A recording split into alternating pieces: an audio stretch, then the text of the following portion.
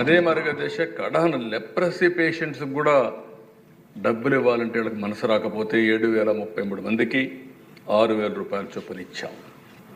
ఈరోజు దేశ మీరు చూస్తే 3,000 నుంచి 4,000 చేశాం, 3,000 నుంచి దివ్యాంగులకు 6,000 చేశాం, కొంతమంది లెప్రసీ కానీ డయాలసిస్ పేషెంట్స్ 10,000 చేశాం, కొంతమంది బెడ్కే పరిమితమైన వాళ్ళకి 15,000 రూపాయలు ఇచ్చే మానవత్వాన్ని నిరూపించుకున్న కూటమి ఎన్డీఏ కూటమి. దీనికోసం అధ్యక్ష భారతదేశంలో నేను చాలా గట్టిగా చెప్పగలుగుతున్నాను, దగ్గర 33,000 కోట్ల రూపాయలు ప్రతి సంవత్సరం 64 లక్షల మందికి పింఛన్లు ఇచ్చే ఏకైక ప్రభుత్వం, సింగిల్ లార్జెస్ట్ ప్రోగ్రామ్ కంట్రీలో ఈ యొక్క పెన్షన్స్ అధ్యక్ష. ఇది ఎవ్రీ మంత్ ఒక పవిత్రమైన సేవాభావంతో ఇస్తున్నాం. ప్రతి నెల మొదటి తారీఖు వెళ్తున్నాం. మొదటి తారీఖున ఈ పింఛన్లను ఇచ్చి ఎప్పటికప్పుడు మానిటర్ చేస్తున్నాం. పేదవాళ్ళని లక్ష్యంగా పెట్టుకుని వాళ్ళకు అన్ని విధాలు ఆదుకోవడం కోసం మనం ముందుకు పోయే పరిస్థితికి వచ్చాం. ఇదే కాదు దిశ, ఒకప్పుడు జీతాలు ఎప్పుడు వస్తాయో తెలియదు, ఉద్యోగస్తులకి ముసలి వాళ్ళకి పింఛన్లు ఇవ్వలేని పరిస్థితి. ఈరోజు గర్వంగా చెప్తున్నా, మొదటి తారీఖున ఎన్ని కష్టాలున్నా పింఛన్లు పేదవాళ్ళకి ఇవ్వడమే కాకుండా గవర్నమెంట్ ఉద్యోగస్తులకి, రిటైర్డ్ అయిన ఎంప్లాయీస్ అందరికీ అదే రోజున పింఛన్లు జీతాలు ఇచ్చే కార్యక్రమాన్ని ఏర్పాటు చేశాం. అది ఈ ప్రభుత్వం సాధించిన విజయం అని చెప్పి కూడా నేను మీకు తెలియజేస్తున్నా. అధ్యక్ష, ఒకసారి బాధేస్తుంది, ప్రభుత్వం యొక్క మానవత్వాన్ని అద్దం పడుతుంది. అన్నా క్యాంటీన్ వీళ్ళు ఏమీ చేయక్కర్లేదు, కట్టిన బిల్డింగ్లన్నీ కూడా అన్నం పెడతా ఉంటే ఉన్న పడంగా వచ్చి పేదవాళ్ళ మీద కోపంతో వాళ్ళ పొట్టగొట్టే పరిస్థితికి వచ్చారు. అన్నా క్యాంటీన్లు క్లోజ్ చేశారు. ఇది నాకైతే అర్థం కలదు దిశ. ఈరోజు ఎన్టీ రామారావు గారు తిరుమల తిరుపతి దేవస్థానంలో ఆయన ఆ రోజు ముఖ్యమంత్రిగా వచ్చినప్పుడు అన్నదానం ప్రవేశపెట్టాడు.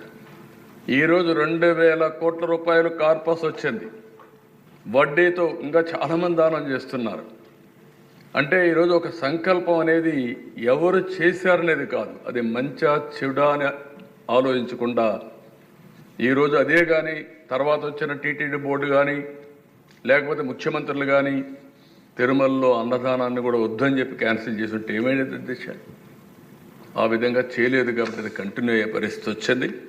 ఈరోజు మేము వస్తానే మళ్ళీ 204 అన్నా క్యాంటీన్లు ప్రారంభించాం. ప్రతి నియోజకవర్గంలో అన్నా క్యాంటీన్లు పెట్టి తద్వారా పేదవాళ్ళందరినీ ఆదుకునే కార్యక్రమానికి శ్రీకారం చుడతాం. ఇది ఈ ప్రభుత్వం యొక్క కమిట్మెంట్ అని చెప్పి కూడా నేను మీకు తెలియజేస్తున్నా.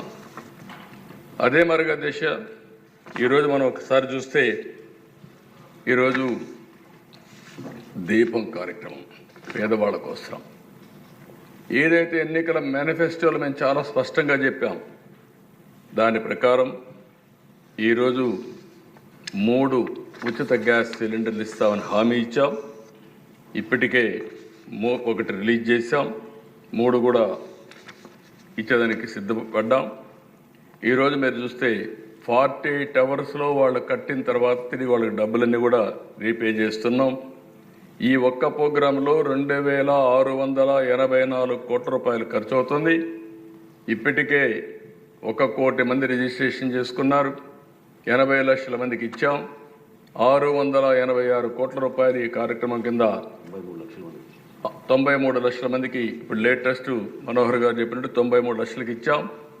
దీనికి ఎప్పటికప్పుడు ఎవ్వరికి ఇబ్బంది లేకుండా ఇచ్చే కార్యక్రమాన్ని తీసుకుంటాం.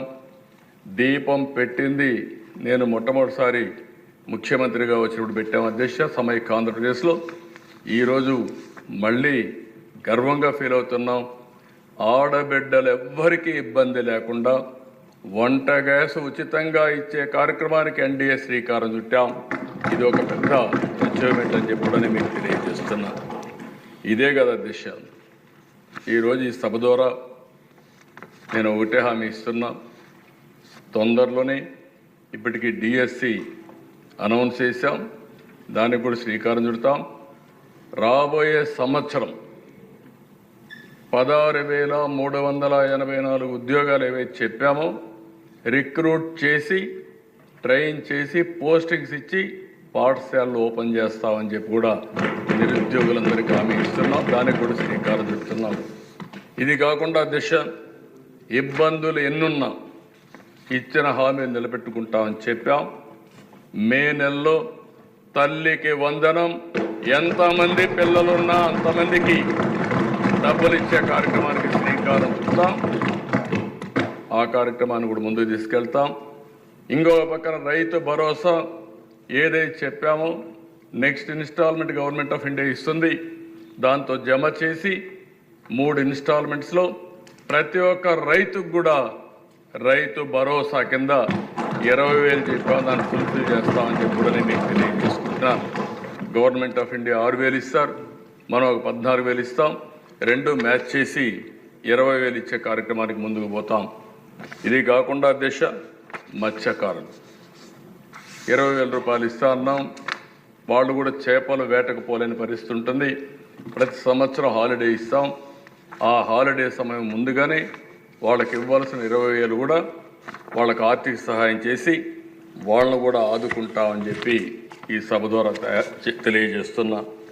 ఈ 1-2 కాదు అధ్యక్ష, నేను ఒకటే హామీ ఇస్తున్నా. మళ్ళీ నేను ఆ విషయాలు కూడా రీఅఫర్మ్ చేస్తాను. ఏదైతే మేము ఎన్నికల మేనిఫెస్టోలో చెప్పామో ప్రతి ఒక్కటి కూడా అమలు చేయడానికి చిత్తశుద్ధితో కట్టుబడి ఉన్నాం. అన్ని విధాల ప్రయత్నం చేస్తామని చెప్పి కూడా ఈ సభ ద్వారా ప్రజలందరికీ విజ్ఞప్తి చేస్తున్నాను.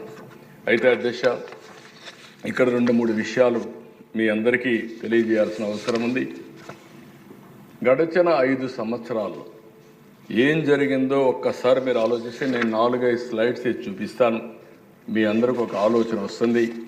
ఎందుకంటే ఎప్పుడైతే అభివృద్ధి చేయాలి, సంపద సృష్టించాలి, దీనివల్ల ఆదాయం పెరుగుతుంది. పెరిగిన ఆదాయాన్ని సంక్షేమ కార్యక్రమాలకు ఖర్చు పెట్టాలి. కొంత డబ్బులు మళ్ళీ అభివృద్ధి పైన ఖర్చు పెట్టాలి. మళ్ళీ ఆదాయం పెంచుకుంటూ ఎక్కడికక్కడ ప్రజల్ని సాధికారత చేయాల్సిన బాధ్యత ఉంది. ఇది ఒక సైకిల్. ఇది సంపద సృష్టించకుండా ఇష్టానుసారం ప్రవర్తించి అప్పులు తీసుకొచ్చి ఖర్చు పెడితే అది సస్టైనబుల్ మోడల్ కాదు దిశ. ఆ విషయం చెప్పడానికే నేను ఈ 4-5 స్లైడ్స్ మీ ద్వారా ప్రతి ఒక్క మెంబర్కి కానీ రాష్ట్రంలో ఉండే ప్రజలందరూ కూడా ఆలోచించుకోవాల్సిన అవసరం ఉంది. అభివృద్ధి జరిగితే ఏం జరుగుతుంది, సుపరిపాలన ఉంటే ఏ విధంగా ఉంటుంది, అభివృద్ధి జరగకపోతే ఎలాంటి ఇబ్బందులు వస్తాయో మన రాష్ట్రం 5 సంవత్సరాలకు ఉదాహరణ. ఆ విషయమే నేను ఒకసారి ఎక్స్ప్లెయిన్ చేస్తాను అధ్యక్ష. నెక్స్ట్ ఆ స్లైడ్స్ అండి. ఇది ఒక్కసారి చూస్తే అధ్యక్ష 18-19 11.4% growth rate, 19-20 5.25% growth rate, double సగానికి తగ్గిపోయే పరిస్థితి వచ్చింది.